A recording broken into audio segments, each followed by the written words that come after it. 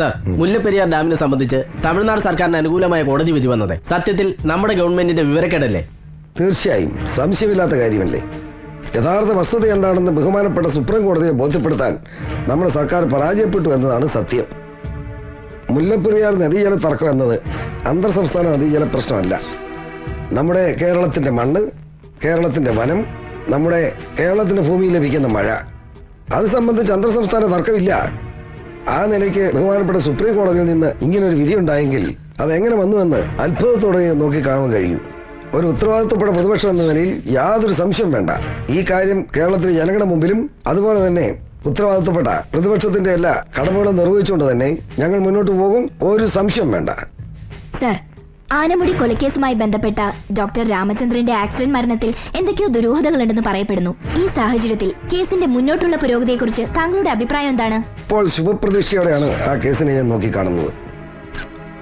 ആ കേസ് ഒരു ആത്മഹത്യയാക്കി മാറ്റാനുള്ള ശ്രമമാണ് നടത്തിയിരിക്കുന്നത്. ഗവൺമെന്റും പോലീസ് അധികാരികളും ആ ശ്രമമാണ് നടത്തിക്കൊണ്ടിരുന്നതെന്ന് നമുക്കറിയാം.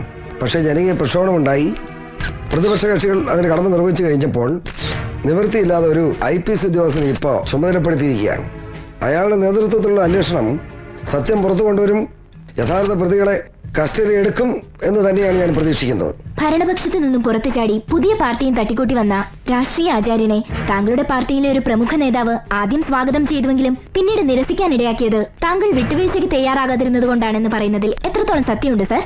യാതൊരു കഴമ്പുമില്ലാത്ത ഒരു ആരോപണം. ഭരണകക്ഷികൾ പടച്ചുണ്ടാക്കുന്ന വെറും പ്രചരണം മാത്രമാണത്.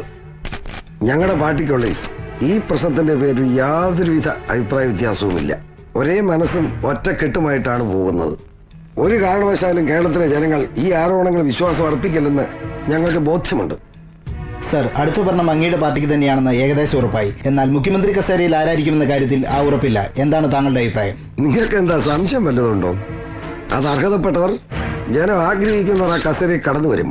അക്കാര്യത്തിൽ ആർക്കും സംശയമൊന്നും വേണ്ട. നമുക്ക് കാത്തിരുന്ന് കാണാം. രാമു, ആരാന്ന് നോക്കി. സാറേ, ഗുഡ് മോർണിംഗ് സർ. മോർണിംഗ്. അകത്തേക്ക് വരാലോ? ഷുവർ. പ്രമാദമായ ആനമുടിക്കൊലക്കേസ് അന്വേഷിക്കാൻ പുലിക്കുട്ടിയായ ഒരു പോലീസ് ഓഫീസർ വന്നെന്നറിഞ്ഞിട്ട് ഈ മുകുന്ദമേനൻ വന്ന് കണ്ടില്ലെങ്കിൽ അതൊരു കുറച്ചിലല്ലേ? എന്നെ സാർ കേട്ടിരിക്കും. ഗായത്രി ഫൈനാൻസിന്റെ ഉടമ മുകുന്ദൻ മേനോൻ. ഗായത്രി മേനോൻ എന്ന് പറഞ്ഞാലേ അറിയത്തുള്ളൂ. ഇരിക്കടാ, സാറൊരു കുഴപ്പമില്ല. ഇവൻ ജോണിക്കുട്ടി എന്റെ ഫൈനാൻസ് കമ്പനിയിലെ സ്റ്റാഫാ. സാറിന് മനസ്സിലായില്ലേ? നമ്മുടെ മരിച്ച ചാക്കോ മേസ്ത്രിയുടെ മൂത്ത മാളെ കെട്ടിയിരിക്കുന്ന ഇവനാ. അല്ല, സാറുവിന്റെ വീട്ടിൽ ചെന്ന് ഇവനാ ചാക്കോ ചായനും കുടുംബത്തെയും കൊന്നെന്ന് പറഞ്ഞ് ഇവന്റെ തള്ളയെ വരട്ടിന്ന് കേട്ടു. ഇവനതറിഞ്ഞ് പേടിച്ചെന്റെ അടുത്ത് ഓടി വന്നിരിക്കുക.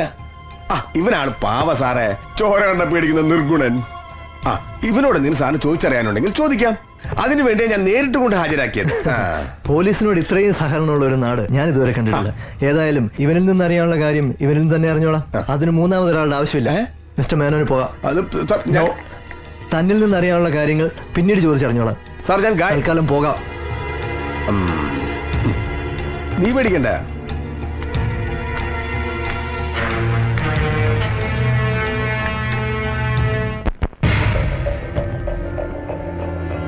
ജോണിക്കുട്ടി, ഗായത്രി ഫിനാൻസിലെ ചിട്ടിപ്പിരിവുകാരനായിരുന്ന ജോണിക്കുട്ടി അല്ലേടാ? എങ്ങനെയാടാ നിന്റെ ഭാര്യ മരിച്ചത്? നീയല്ലേടാ അവളെ കൊന്നത്? അയ്യോ സാറേ, എനിക്കൊന്നും അറിയത്തില്ല. നിന്റെ മുതലാളി പെൺവിഷയത്തിൽ വലിയ തൽപരനാണല്ലേ? അയ്യോ, അങ്ങനെയുള്ള ആളൊന്നും അല്ല മുതലാളി. അദ്ദേഹം വളരെ നല്ലവനായിട്ടാണോടാ അയാൾ ഇടയ്ക്കിടയ്ക്ക് നിന്റെ ബന്ധു വീട്ടിൽ ചെന്ന് ഭാര്യ അനിയത്തെ ഭീഷണിപ്പെടുത്തിയിരുന്നത്? അത് ഞങ്ങളുടെ കല്യാണത്തിന് ട്രീസയുടെ അപ്പച്ചൻ ഗായത്രി ഫിനാൻസിൽ നിന്ന് ആധാരം വെച്ച് കുറെ പണം എടുത്തിരുന്നു. പലിശയും മുതലും കിട്ടാതായപ്പോ മുകുന്ദ മുതലാളി 1-2 തവണ അവിടെ ചെന്നല്ലാതെ ആരോടും മോശമായിട്ട് പെരുമാറുകയോ ഭീഷണിപ്പെടുത്തുകയോ ചെയ്തിട്ടില്ല സർ. നിനക്ക് നിന്റെ ഭാര്യയേക്കാൾ പ്രിയം നിന്റെ മുതലാളിയോടായിരുന്നു അല്ലടാ? സ്ത്രീധന ബാക്കി കിട്ടാത്തതിന്റെ പേരിൽ നീ എപ്പോഴും അവരെ മർദ്ദിക്കാറുണ്ടായിരുന്നു അല്ലേ? ഇല്ല സർ, ഞങ്ങൾ തമ്മിൽ വഴക്കുണ്ടായിട്ടുണ്ടെങ്കിലും ഇതുവരെ ഞാൻ അവളെ തല്ലിയിട്ടില്ല. എനിക്ക് അവളെ അത്രയ്ക്ക് ഇഷ്ടമായിരുന്നു. ഇഷ്ടം മതി നിന്റെ അഭിനയം. പൊയ്ക്കോ, വിളിക്കുമ്പോ ഇവിടെ വന്നോണം. ശരി സർ.